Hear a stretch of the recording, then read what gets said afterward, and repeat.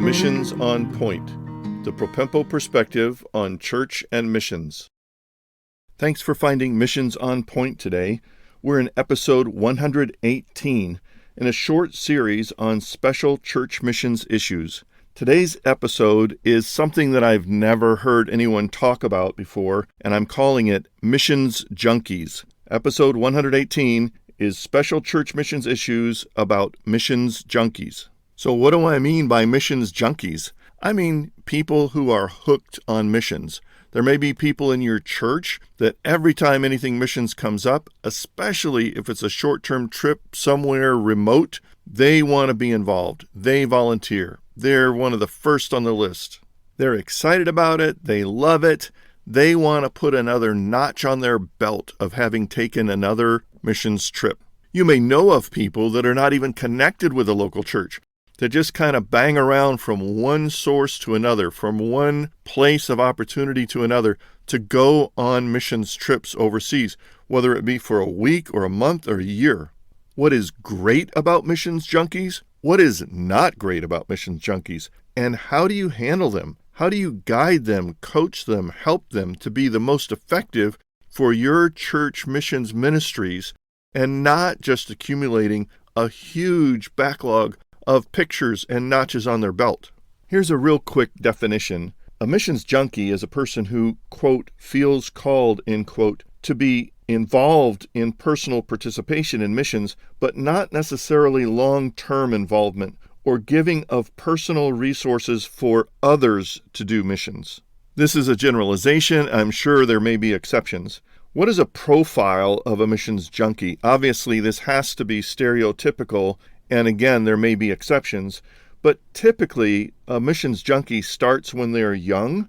They're not in a career track. That is, they don't have a demanding work schedule, 9-to-5 kind of job that depends on them to be there a lot, and they are able to pick up and move and do things sort of on whatever opportunity shows up.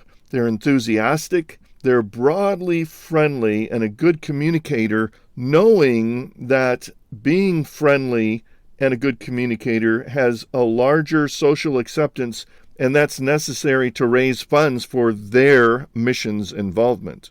Obviously, motives that are not self-disclosed are impossible to really plumb the depths of. However, these missions junkie people need to have their motives and direction guided and shaped to real missions goals and real church missions goals. There are some great things about missions junkies if you have one or more in your church. First off is they are very enthusiastic about missions. Secondly, generally they understand the biblical priority of missions and its necessity in our world in order to reach people for Christ. Thirdly, they actually do have skills and personality bent toward being involved in missions and can be a great asset in the field ministry work, however short or long a term it may be. They might have language and cross-cultural skills.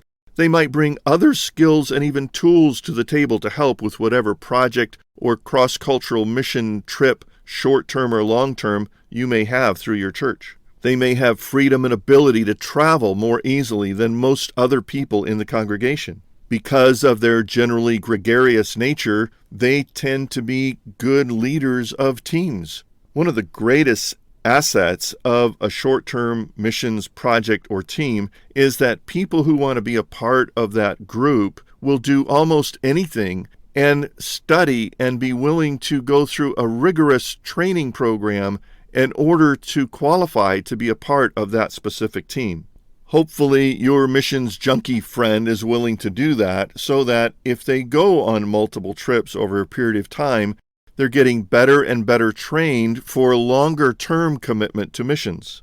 In fact, as we recommend in Propempo training, this is one of the tools that you use to train long-term missionaries, is greater and greater exposure to targeted missions involvement. Missions junkies can be a great asset in your overall church missions program because they may be able to be shaped and guided in such a way to continue to give value add to everyone in the congregation through their influence and involvement, even though that may mean that they don't get to go on as many trips as they want to. They can be involved in the mobilization and training aspect to good effect. The missions junkie, if they are responding well to authority and a good team player, might make a good missions team member. Their experience and passion for missions might make them a good point person for a care group for a specific missionary that your church is supporting. I guess the point I'm making is that if the church recognizes a person who might be a missions junkie, you can guide them to have a very positive impact on the overall missions ministry of your church, rather than simply cave into feeding their passion for their personal involvement, which might even exclude others because others are not joining the trip. The trip is already full, and it's got a couple of missions junkies that go on every trip. Who signed up first? I know of great examples of really good missions junkies who have made a fantastic contribution to their church by regularly giving of their time, their tools, their finances to lead trips for specific purpose multiple times over the course of years, and have been a tremendous help and encouragement to people on those teams because they're others-centered in the impact of what they're doing, not just the actual project on the field, but the impact on the team of giving people a heart for missions and training them to understand the complexities and challenges facing missionaries. Even then, it's probably a good thing to give the missions junkie a break every few years or so to just kind of recalibrate and help shape their vision for what they're doing and how they influence people, both the target population on the field, the missionary host of a short-term trip, and the church people themselves.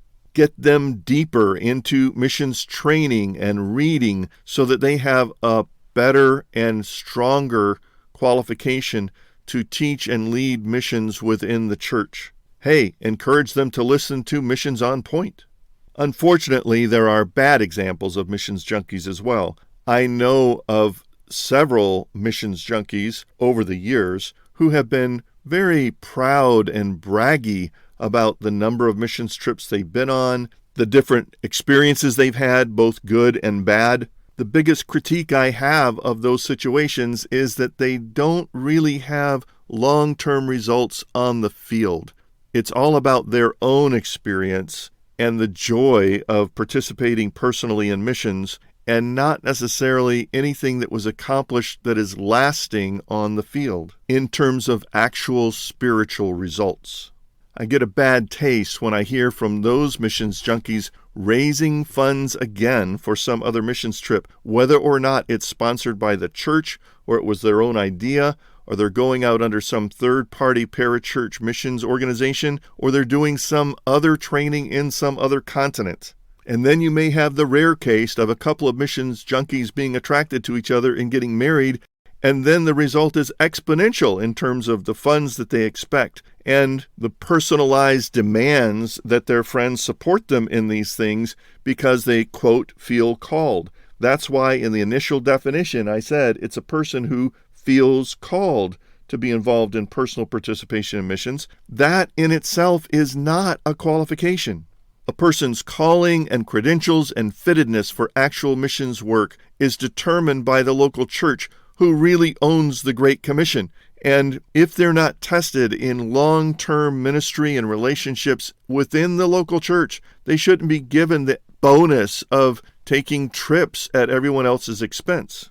Another problem with the bad examples is that they're on a track that leads to nowhere. We want to see missions calling developed and verified over time so that the person is actually going long-term to stay resident in a place, to reach people that are otherwise unreached, and to have goals for seeing whatever ministry they're involved in actually building indigenous local churches and increasing the capacity for local church planting within the people group or the area that they're going to. If the experience and exposure of multiple short, medium, or long-term kind of ministries is not building toward that, then it needs to be turned back into supporting, edifying, and helping the local church and helping others get that vision so that God would raise up missionaries from the local church to be sent out to those long-term capacity ministries. What is the solution for the missions junkie?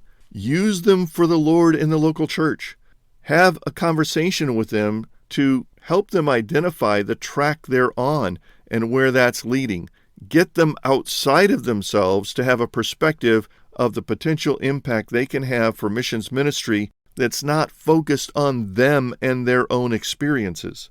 Encourage them and get them to see a balance of involvement so that it is not centered on themselves. Help them to understand that their subjective feeling of being called is not a call to multiple short-term experiences on short-term missions trips, unless they have a specific leadership role in helping others to have a vision for missions and being effective at a particular thing being accomplished on the mission field. Pray with them and give them other opportunities within the local church and within the realm of missions education, mobilization, and missionary care and shepherding so that they have a longer-term role that's not centered on them going to the next country just to get another stamp in their passport. What about people that do short-term missions as their vocational ministry? I say the litmus test is their involvement with the local church themselves personally. If they're not seriously committed to deep involvement in a solid biblical local church themselves, then they're not really qualified to then also leverage their vocational ministry to help the short-term missions people they're involved with and that they're training and sending out into teams and supervising are also involved in the local church and see the importance of being local church centered in their spiritual ministry, life, and philosophy of missions. You have to ask those people, are they deeply involved in a local church themselves? And secondly, are they teaching all the people in the short-term missions organization they work with and all the people coming through for short-term missions training and experiences? Are they teaching them to be focused on their local church and have a long-term goal of being developed as career missionaries to reach unreached people groups, to plant godly biblical churches there? It's definitely worth a conversation with a missions junkie or a potential missions junkie to turn their focus away from themselves and their great experience going on short-term trips to a higher goal of experience of being used by God to mobilize career missionaries, maybe themselves, for the field. Thanks for joining us today on Missions on Point, the Propempo perspective on church and missions. I trust that you'll find more help and resources on the website, propempo.com. Please prayerfully consider supporting this ministry. Now to God be glory in the church and in Christ Jesus forever and ever. Amen.